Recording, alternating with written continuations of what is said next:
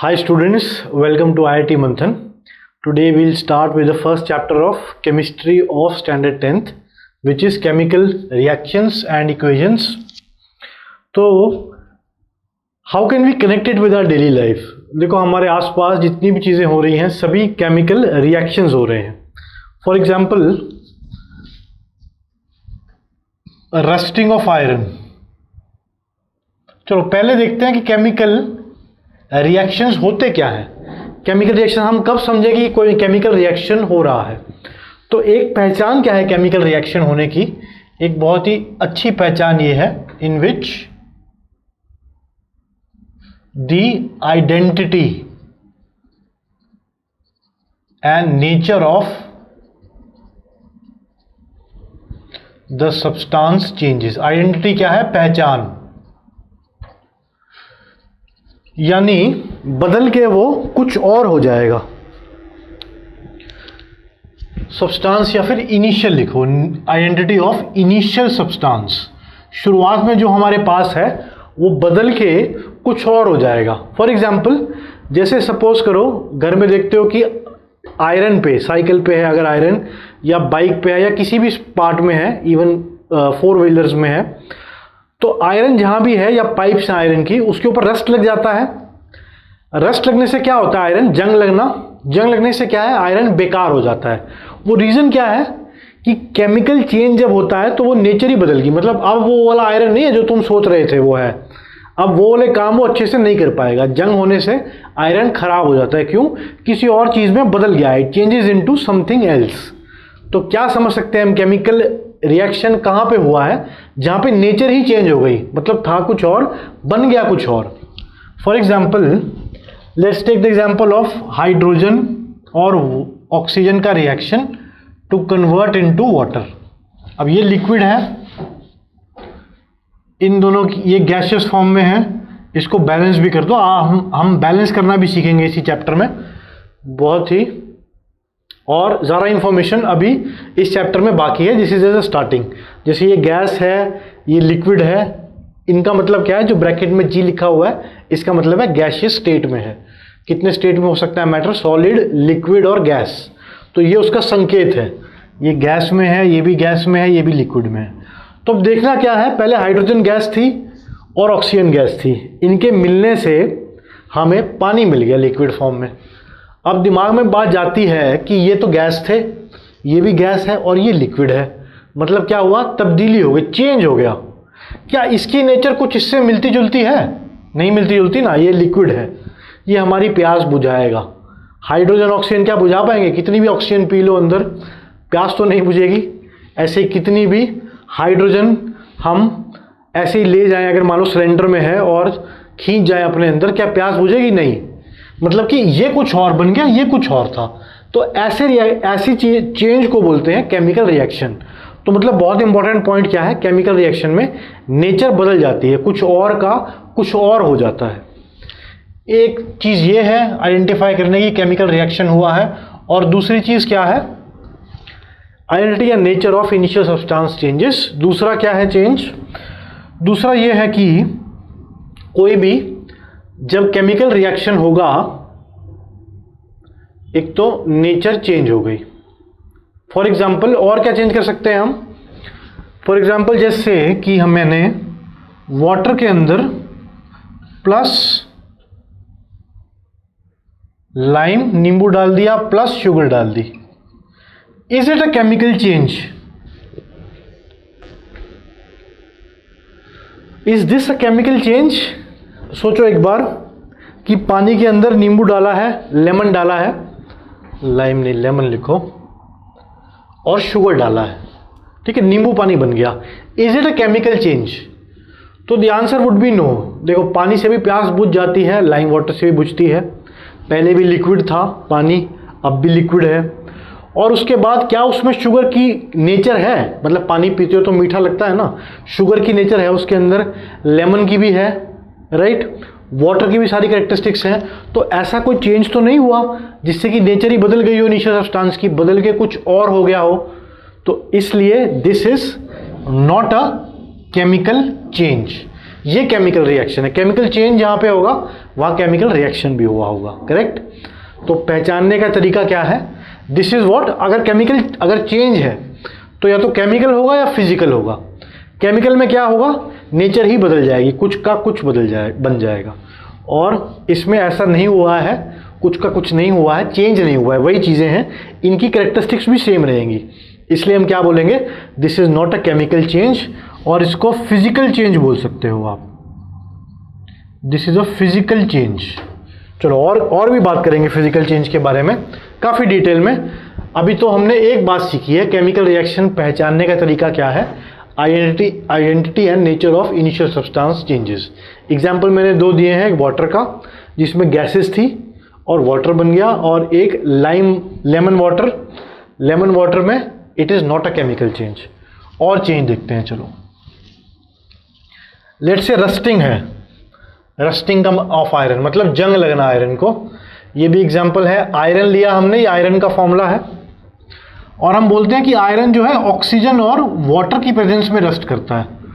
Oxygen कहाँ पे, air में है, मतलब अगर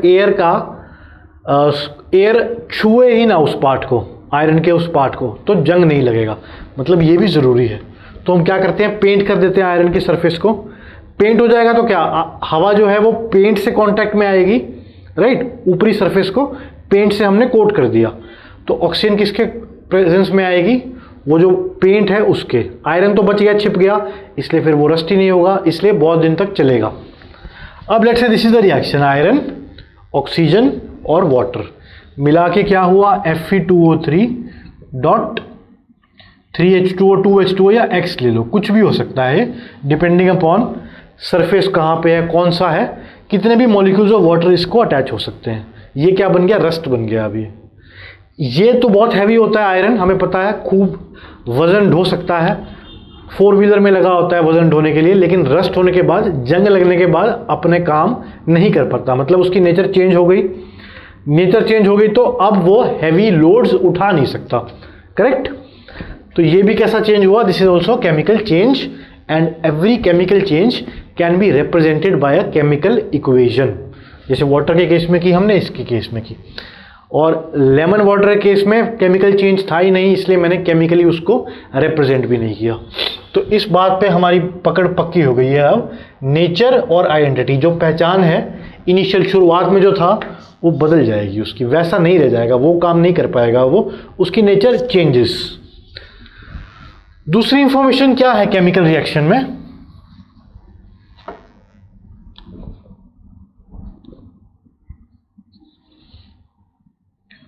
बॉन्ड्स ब्रेक इन रिएक्टेंट्स। ये भी टर्म अगर नहीं है आप तुम्हारे लिए तो इसको भी लिखो, रिएक्टेंट्स क्या होते हैं अभी डिस्कस करते हैं। Bonds break in reactants and new bonds are formed in products. Products में नए बॉन्ड फॉर्म हो गए। अब ये कैसा हुआ, चलो देखते हैं। हाइड्रोजन वाला ही केस करते हैं, हाइड्रोजन ऑक्सीजन और मिला के हमें वाटर। बॉन्ड्स देख रहे हो, मैंने वही रिएक्शन लिखा है H2 जो थोड़ी देर पहले लिखा था, H2 + O2 गिव्स H2O। यहाँ पे कहाँ कहाँ है बॉन्ड, H2 का मतलब क्या है, 2 एटम्स हाइड्रोजन के, राइट। O2 का मतलब क्या है, 2 एटम्स ऑक्सीजन के, और H2O का मतलब क्या है, 2 एटम्स हाइड्रोजन के, 1 एटम ऑक्सीजन का। समझ रहे हो, इसका मतलब क्या है, 2 एटम्स हाइड्रोजन का, इसका मतलब क्या है, 2 एटम्स ऑक्सीजन के, और जो वाटर बन गया इसका मतलब क्या है, 1 एटम ऑक्सीजन का, 2 एटम्स हाइड्रोजन के। साफ साफ लिखा हुआ है 2-2, यहाँ पे कुछ नहीं लिखा हुआ, मतलब 1 एटम है ऑक्सीजन का और 2 एटम्स है हाइड्रोजन के। तो बॉन्ड कैसे टूटे, पहले बॉन्ड थे हाइड्रोजन हाइड्रोजन में, एक हाइड्रोजन के एटम से, दोनों आपस में बॉन्डेड थे। यहाँ पे ऑक्सीजन के 2 एटम थे, दोनों आपस में बॉन्डेड होंगे, राइट। यहाँ पे H2O है तो आपस में हाइड्रोजन और ऑक्सीजन बॉन्डेड है। ऐसा कोई बॉन्ड यहाँ नहीं था, ऐसा कोई बॉन्ड यहाँ नहीं है, ना ऐसा कोई बॉन्ड यहाँ है, मतलब पुराने बॉन्ड्स ब्रेक हुए हैं, नए बॉन्ड्स फॉर्म हुए हैं। जरूरी नहीं है पुराने सारे ही बॉन्ड्स टूटे और नए, राइट।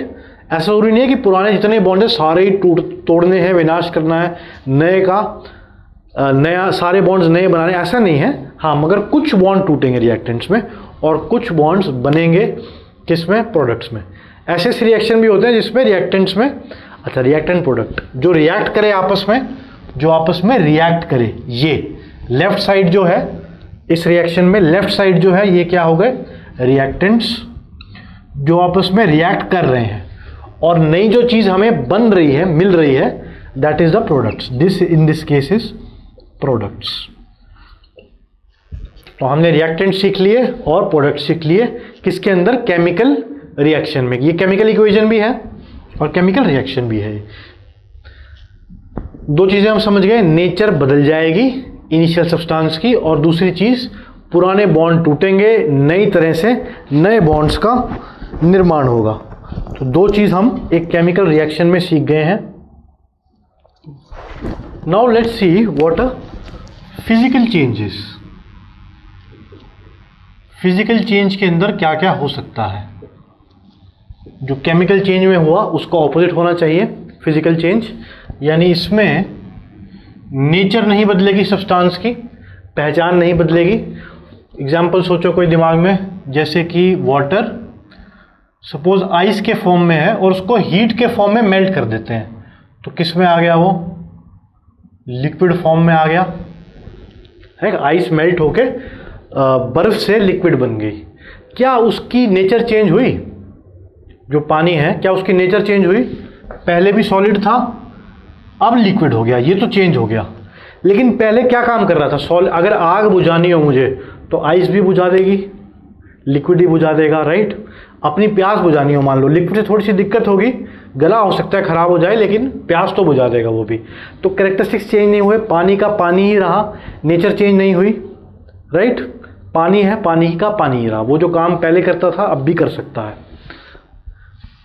और दूसरी चीज क्या है, कोई बॉन्ड्स ब्रेक नहीं हुए, फॉर्मूला वही का वही है, कोई नए बॉन्ड्स नहीं बने। पहले भी ऑक्सीजन हाइड्रोजन का बॉन्ड था इस तरह से, अभी भी फॉर्मूला क्या चेंज हुआ है क्या? नहीं हुआ। तो यानी ये दोनों चेंज नहीं हुए। दैट मीन्स फिजिकल चेंज में जनरली क्या होता है, स्टेट चेंज अगर हुआ, सॉलिड से लिक्विड, लिक्विड से गैस, इस तरह का चेंज हो सिर्फ और सिर्फ विदाउट बॉन्ड्स के तोड़ने या जुड़ने से, तो क्या उसको समझेंगे हम फिजिकल चेंज है। और एग्जांपल बताओ केमिकल चेंज के अपने। ये दो हो गई पहचान, और एक और केमिकल चेंज जो है इट इज इरिवर्सिबल। रिवर्सिबल क्या होता है? जैसे रिवर्सिबल जैकेट्स होती हैं, उल्टी सीधी पहन लो आराम से। और इरिवर्सिबल क्या हो, जो अदला बदली ना की जा सके। अब ये फिजिकल चेंज है। ये कैसा चेंज है? मैंने सॉलिड से लिक्विड में कन्वर्ट कर दिया। इसका उल्टा भी आसान है, लिक्विड से सॉलिड भी हो सकता है ना। अगर हम थोड़ा टेम्परेचर बढ़ा दें, आग के ऊपर रख दें बर्फ को, तो लिक्विड बन जाएगा। लिक्विड को फ्रीजर में रख दो, राइट। या फिर टेम्परेचर इतना ज़्यादा हो, जैसे कई हाई एल्टीट्यूड्स पे, कई जगहों पे लिक्विड वाटर एग्जिस्ट नहीं करता, आइसी होती है। तो यानी इसको चेंज करना बहुत ही आसान है। इसको इसलिए बोलते हैं फिजिकल चेंज को रिवर्सिबल चेंज ही बोलते हैं, रिवर्सिबल चेंज भी बोलते हैं। और केमिकल चेंज को एक और पहचान क्या है, इरिवर्सिबल। इतना आसान नहीं है। पानी जैसे H2+O2, ये कई कई कंडीशंस होती हैं, बहुत से हालात ऐसे पैदा करने पड़ते हैं हमें कि केमिकल रिएक्शन हो। और वो उल्टा इतना आसान नहीं है, जैसे बर्फ को फ्रीजर में डाला, पानी को फ्रीजर में डाला, बर्फ बन गया एकदम। केमिकल चेंज ऐसे उल्टा करना इतना आसान नहीं है, इसलिए उसको बोलते हैं इरिवर्सिबल। हो गया तो हो गया बस, अब वो वापस उल्टा नहीं होगा। एक बार रस्टिंग हो गई, अगर रस्टी से उल्टा आयरन बनाना आसान होता हमारे लिए, फिर रस्टिंग की प्रॉब्लम ही ना आती, है ना। सीधा फ़ोन करते रस्ट वाले को कि भाई आओ, रस्ट बन गया आयरन, इसको उल्टा आयरन में तब्दील कर दो। अगर होता तो इतने पैसे बच जाते जो रस्टिंग की वजह से हम खोते हैं per year. That means chemical change is irreversible. तो ये तीन चीज़ें आ गए। फिजिकल चेंज हमने देख लिया। एक तो सबसे पहले क्या था फिजिकल चेंज, पानी में हमने लेमन डाला और शुगर डाली, कैरेक्टरिस्टिक्स चेंज नहीं हुए, नेचर चेंज नहीं हुई, that was the physical change. दूसरा फिजिकल चेंज क्या है, सॉलिड से लिक्विड। या एक और एग्जांपल लो, चलो इसी का भाई, लिक्विड से गैस। ये भी कैसा है, पानी का पानी रहा, कोई बॉन्ड चेंज नहीं हुए, और रिवर्स भी कर सकते हैं, करेक्ट, रिवर्स कर सकते हैं ना। लिक्विड वाटर है, अगर उसको बहुत ज़्यादा हीट करो स्टीम भाप बन के ऊपर उड़ जाएगी, वरना इवेपोरेशन तो होती ही रहती है, ओशन से इवेपोरेशन होती है तभी बारिश होती है। That is example of liquid से गैस, करेक्ट। मगर वही लिक्विड गैस से, वही लिक्विड जो गैस से बना था, गैस से लिक्विड ही बनता है, करेक्ट। बादल जब बरसते हैं तो मतलब गया कैसे था, सॉलिड लिक्विड से गैस, फिर बरसा कैसे, गैस से लिक्विड। तो चेंज जो है what is physical change is a type of reversible change, जो दोबारा से लेफ्ट टू राइट जाए फिर राइट टू लेफ्ट भी जाए। Chemical change is irreversible. ये 3 इंपॉर्टेंट कैरेक्टरिस्टिक्स समझ रहे हैं हम, और उनके थ्रू हम केमिकल चेंजेस को समझने की कोशिश कर रहे हैं। नेक्स्ट कैरेक्टरिस्टिक्स क्या है केमिकल चेंज की, कि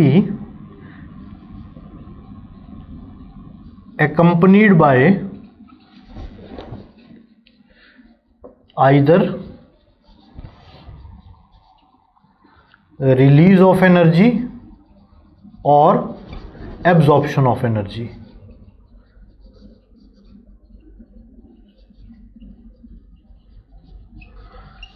accompanied का मतलब क्या है, साथ में होता है। कभी भी केमिकल रिएक्शन हो रहा हो तो एनर्जी भी या तो एब्जॉर्ब होती है या फिर रिलीज होती है।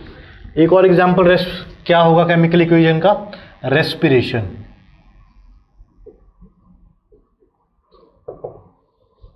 एनर्जी मोस्टली होती है in the form of heat. C6H12O6 plus O2 gives carbon dioxide plus water plus heat. ये रेस्पिरेशन का प्रोसेस है ना। हम क्या करते हैं, जीने के लिए हम क्या करते हैं, ऑक्सीजन इनहेल करते हैं, कार्बन डाइऑक्साइड एक्सहेल करते हैं, मतलब ब्रीथ करते हैं ऑक्सीजन और बाहर फेंकते हैं कार्बन डाइऑक्साइड। तो प्रोसेस क्या है, ग्लूकोज का, इससे एनर्जी आती है हमें। ग्लूकोज को हमारे अंदर स्टोर्ड है, ग्लूकोज वहां से आती है एनर्जी। ग्लूकोज ब्रेक होता है, केमिकल रिएक्शन हो गया, और ये क्या था और क्या बन गया। तो केमिकल रिएक्शन तो है ये, बॉन्ड्स भी टूट गए, पहले O2 के अंदर थे, फिर कोई और बॉन्ड्स बन गए, यहाँ पे कोई और फॉर्मूला था, कोई और फॉर्मूला आ गया, तो फॉर्मूला भी चेंज हुआ, that means it is a chemical change. तो रेस्पिरेशन में क्या करते हैं, हम ग्लूकोज के मॉलिक्यूल्स को ब्रेक करते हैं in the presence of oxygen, मतलब O2 की हेल्प से। अकेला इसके बस का नहीं था इसमें कन्वर्ट होना, तो O2 की हेल्प से हम ग्लूकोज को ब्रेक करते हैं, किसमें, carbon dioxide and water, and which is accompanied by release of energy. तभी तो एनर्जी आती है ना हमारे अंदर। ग्लूकोज को ऑक्सीजन से रिएक्ट किया, क्या बना, कार्बन डाइऑक्साइड वाटर, और फिर जो एनर्जी आई तो फिर हम सारे काम कर पाते हैं, लिख पाते हैं, बोल पाते हैं, खेल पाते हैं। This is the process which is also a chemical change. कौन सा केमिकल रिएक्शन, ये है। अभी बैलेंस नहीं है, बैलेंस भी करेंगे हम। जैसे यहाँ 6 एटम्स कार्बन के हैं तो यहाँ भी आएंगे। मतलब एक प्रॉपर्टी और लिखो, केमिकल इक्वेशन में या केमिकल रिएक्शन में कंजर्वेशन ऑफ मास होगा।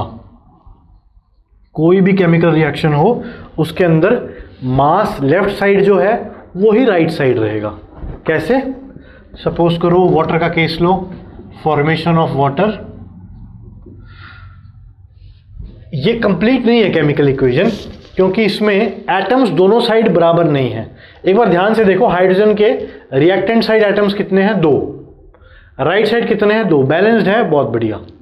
ऑक्सीजन के लेफ्ट साइड कितने हैं, 2, राइट साइड कितने हैं, 1, बैलेंस नहीं है। तो दोनों तरफ बैलेंस होना चाहिए। अब चेक करो, केमिकल इक्वेशन का बैलेंस करना हम बाद में सीखेंगे, बस ये प्रॉपर्टी पता होनी चाहिए कि दोनों साइड एटम्स हर चीज़ के बराबर होने चाहिए। हाइड्रोजन के कितने एटम्स हैं लेफ्ट साइड, 4, राइट साइड भी 4 है। ऑक्सीजन के लेफ्ट साइड 2, राइट साइड भी 2 हैं। सब कुछ बैलेंस है, करेक्ट। तो बैलेंस क्यों है, क्योंकि मास चेंज नहीं हो सकता, ब्रेक नहीं हो सकता। मतलब ऐसा नहीं है कि यहाँ 4 हो या 2 ही एटम हो, 2 एटम हाइड्रोजन के गायब हो गए, कहीं चले गए, ऐसा नहीं है। जितने लेफ्ट साइड जिसके एटम्स हैं उतने उसके राइट साइड भी एटम्स होंगे। हर एलिमेंट को हमने बराबर करना पड़ेगा। यहाँ पे 2 थे हाइड्रोजन ऑक्सीजन, यहाँ पे 3 है कार्बन हाइड्रोजन ऑक्सीजन, सबको बैलेंस करना पड़ेगा। जितने एटम्स यहाँ है कार्बन के उतने ही यहाँ भी होनी चाहिए। ये देखो 6, अब बैलेंस्ड है 6 6। हाइड्रोजन 12, यहाँ भी 6 × 2 है ना, 6 मॉलिक्यूल वाटर के हो गए, और हर एक मॉलिक्यूल में वाटर के 2 एटम्स हैं हाइड्रोजन के, तो कुल एटम्स कितने हुए हाइड्रोजन के? 12, इधर भी 12 है, बैलेंस्ड है। अच्छा ऑक्सीजन देखते हैं, यहाँ पे 6 है प्लस 2 8, यहाँ पे कितने हैं? 6 और 12 18। ऑक्सीजन बैलेंस नहीं है, ऑक्सीजन को भी बैलेंस करते हैं। 6 2 18 प्लस 6 12 प्लस 6 18, 12 प्लस 6 18। बैलेंस करना अभी आएगा, उस पर ध्यान मत दो ज़्यादा कि कैसे कर रहा हूँ मैं बैलेंस।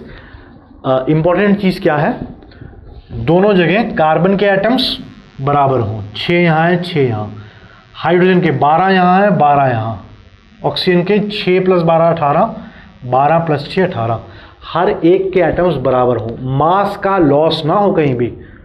तो क्या क्या सीख लिया हमने? एनर्जी रिलीज भी हो सकती है, एब्जॉर्ब भी हो सकती है। इस केस में एनर्जी रिलीज हुई है, एनर्जी लिखो बेटर है इस केस में। Heat is also form of energy, और कंजर्वेशन ऑफ मास, मास कम ज़्यादा ना हो, जितना लेफ्ट साइड है रिएक्टेंट साइड उतना ही प्रोडक्ट साइड भी हो। नाउ दैट वी अंडरस्टैंड कि ये केमिकल रिएक्शन क्या होता है, उसमें क्या क्या होता है, सारे उसकी हमने पहचानने की, कैसे पहचानेंगे केमिकल रिएक्शन हो रहा है, वो चीज़ें पढ़ ली हैं। करेक्ट? क्या होती हैं? एक तो इनिशियल सब्सटेंस और फाइनल अलग हो जाएगा, तब्दीली हो जाएगी, चेंज। और क्या था? इनिशियल और फाइनल में चेंज होगा। Then yes, conservation of mass होगा, राइट। टेम्परेचर चेंज हो सकता है, बॉन्ड ब्रेक होंगे ही होंगे, और बॉन्ड न्यू फॉर्म भी होंगे। नाउ इसको लिखने characteristics of a chemical reaction, क्या क्या जनरली होता है केमिकल रिएक्शन में। Evolution of a gas, generally हम देखते हैं, हर एक में ऐसा हो जरूरी नहीं है, मैं ये नहीं बोल रहा हर केमिकल इक्वेशन में या हर केमिकल रिएक्शन में गैस इवॉल्व होगी, निकलेगी, मगर बहुत सारियों में गैस इवॉल्व होती है। तो कैसे जानेंगे हम केमिकल रिएक्शन हुआ है? या तो एवोल्यूशन ऑफ गैस हो, अभी इसके एग्जांपल्स भी देखेंगे, या फिर फॉर्मेशन ऑफ प्रेसिपिटेट हो।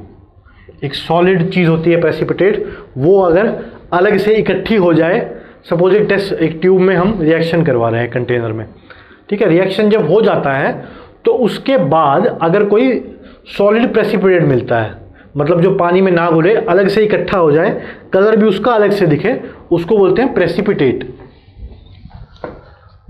प्रेसिपिटेट बने अलग, अगर अलग से किसी केमिकल रिएक्शन में, और चेंज इन टेम्परेचर हो, ये तो मस्ट है।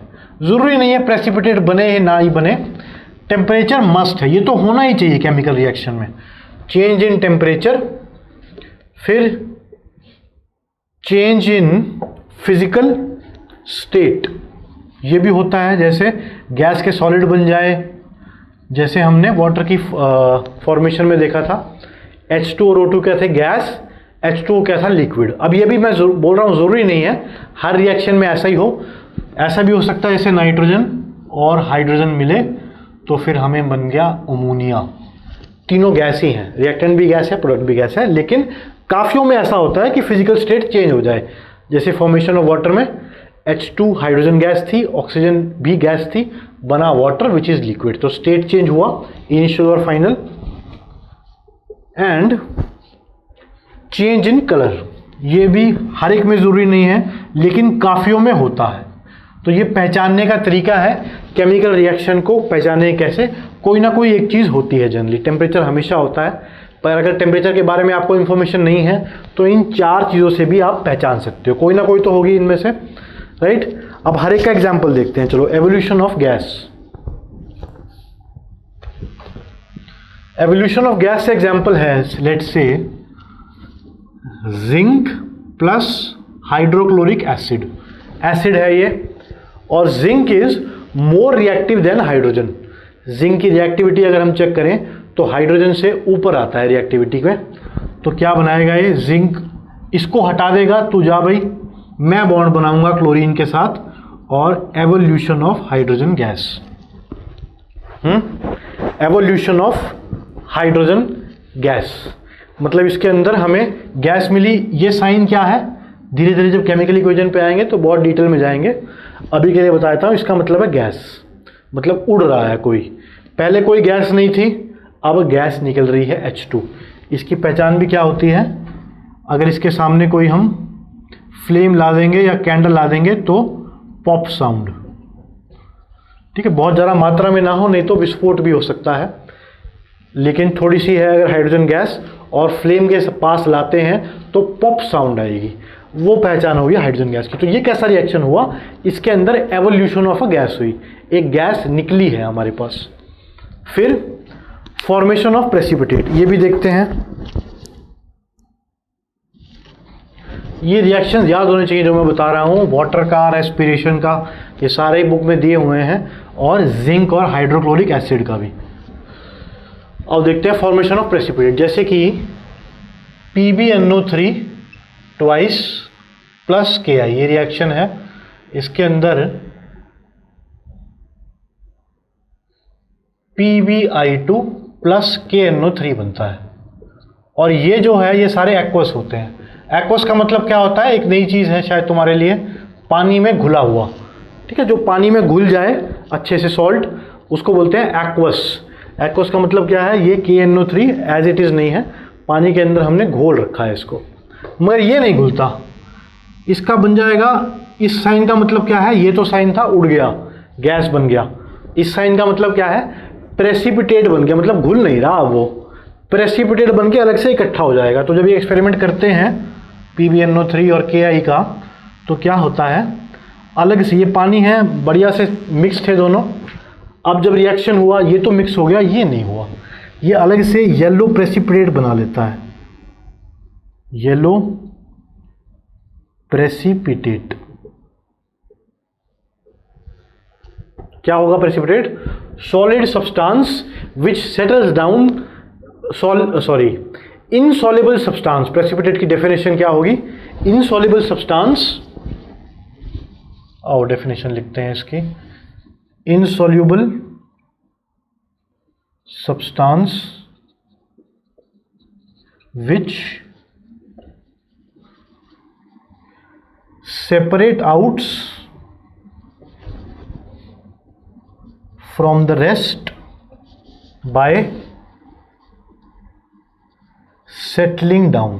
सेटल हो जाता है डाउन, ये नीचे इकट्ठा हो जाता है, नीचे इकट्ठा हो गया, दूसरों से अलग हो गया, और इस केस में तो इसका कलर भी है, क्या कलर है, येलो कलर। तो this is the definition of a precipitate. तो क्या क्या रिएक्शन हो सकते हैं, किसी केमिकल रिएक्शन में गैस निकल सकती है किसी केमिकल रिएक्शन में कोई प्रेसिपिटेट इकट्ठा हो सकता है, किसी में चेंज इन टेम्परेचर हो सकता है, चेंज इन टेम्परेचर, जैसे किसी में हीट एनर्जी निकल रही हो, राइट, जैसे किस में निकलती है हीट एनर्जी, सपोज करो कार्बन ले लो, ठीक है, कोयले के फॉर्म में कोल पड़ा हुआ है, कार्बन, इसको ऑक्सीजन में बर्न करो तो क्या बनेगा, CO2 बनेगी और ढेर सारी हीट रिलीज होगी। कोयले में आग लगाओ तो, या लकड़ी में भी आग लगाते हो तो क्या हीट निकलती है, वो कैसा केमिकल रिएक्शन है जिसमें हीट निकले, इसको एक्सोथर्मिक भी बोलते हैं। चलो इस पे बाद में आएंगे, इतना याद रखो अभी कि केमिकल रिएक्शन ऐसे भी होते हैं जिसमें चेंज इन टेम्परेचर हो, कई बार हीट रिलीज होती है, हीट कई बार एब्जॉर्ब भी होती है। चेंज इन फिजिकल स्टेट कई बार हो सकता है, सॉलिड से गैस आ जाए जैसे वाटर के केस में, और चेंज इन कलर, जैसे ये एग्जांपल जो मैंने दिया है PbNO3 का, ये दोनों के लिए यूज हो सकता है, चेंज इन कलर भी हुआ इसमें और प्रेसिपिटेट भी बना इसमें, कुछ बदलाव होगा तो कलर भी बदल सकता है, साफ सी बात है। Now one more example of a chemical reaction is magnesium plus oxygen gives MgO, ये वाइट फ्लेम में बर्न होती है, इसको भी बैलेंस कर लो, अब ये बैलेंस हो गया, राइट। अब इसमें क्या होता है, मैग्नीशियम को जब हम बर्न करेंगे, बहुत ही पावरफुल फ्लेम चाहिएगी, मैग्नीशियम मेटल बर्न होगा तो वाइट फ्लेम में एक वाइट पाउडर का मिल जाएगा सब्सटेंस, विच इज MgO। क्या केमिकल चेंज है? हाँ, पहले मैग्नीशियम था, अच्छा भला मेटल था, राइट, सॉलिड था, बाद में पाउडरी फॉर्म में एक पाउडर सा मिल जाता है MgO का। ये तो मेटल जैसा है, सारे काफ़ी सारे फंक्शन मेटल के प्रॉपर्टीज इसमें होंगी, इसमें होंगी क्या? नहीं होंगी। मतलब ये सारे काम जो ये कर सकता है ये कर पाएगा? नहीं। इनफैक्ट अगर मैं ये सपोज मैग्नीशियम रिबन है या मेटल है, ये मैग्नीशियम मेटल है, अगर इसके ऊपर कोटिंग हो, कोटिंग ऑफ MgO, इसके ऊपर कोटिंग लगा दो MgO की, मतलब ये चीज़ की, तब ये इसको फ्लेम में बर्न करना आसान भी नहीं होगा। मतलब ये चीज़ तो बर्न होती भी नहीं है, जैसे इसने ऑक्सीजन से कंबाइन कर दिया, ये तो नहीं करेगी, तो यानी इनकी कैरेक्टरिस्टिक्स बिल्कुल डिफरेंट है। ये रिएक्ट नहीं करेगी ऑक्सीजन के साथ, ये तो कर रहा था, तो इसका मतलब ये भी कैसा एग्जाम्पल हुआ है? केमिकल चेंज का। और एग्जाम्पल क्या होगा? जैसे फोटोसिंथेसिस। फोटोसिंथेसिस में क्या करते हो?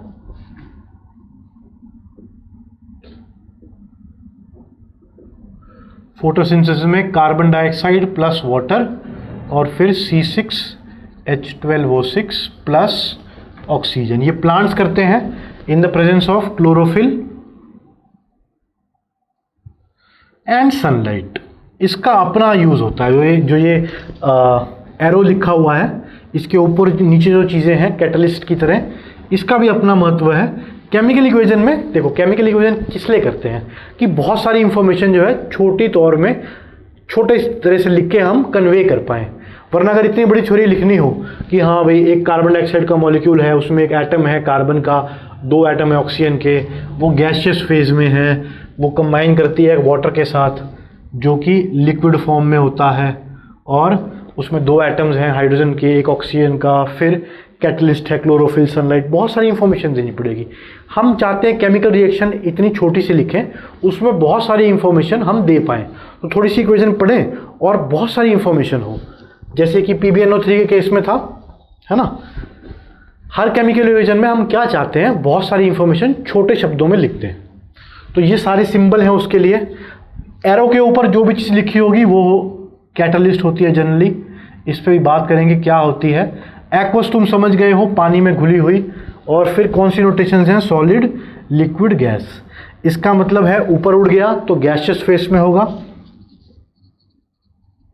ऊपर उड़ गया मतलब कंटेनर में अगर हो, और अगर कवर ना किया हो तो उड़ जाएगा, ऊपर गया आकाश में, और इसका मतलब है प्रेसिपिटेट, राइट। प्रेसिपिटेट का डेफिनेशन हम लिख चुके हैं, अलग से इकट्ठा हो जाए। तो ये सब इंफॉर्मेशन एक केमिकल इक्वेशन में हम दे सकते हैं। तो नेक्स्ट टॉपिक वही होगा हमारा, केमिकल इक्वेशन में देखेंगे ये सारे जो जितने भी हमने केमिकल रिएक्शंस किए हैं सारे इंपॉर्टेंट हैं। जिंक वाला, जिंक प्लस HCl, मैग्नीशियम वाला, और PbNO3 वाला, उसमें येलो प्रेसिपिटेट आता है। फिर फोटोसिंथेसिस, रेस्पिरेशन और रस्टिंग, सारे याद रखो। नेक्स्ट क्लास में हम केमिकल इक्वेशंस के बारे में थोड़ी और बात करेंगे, क्या क्या इन्फॉर्मेशन मिल सकती है हमें केमिकल इक्वेशन से।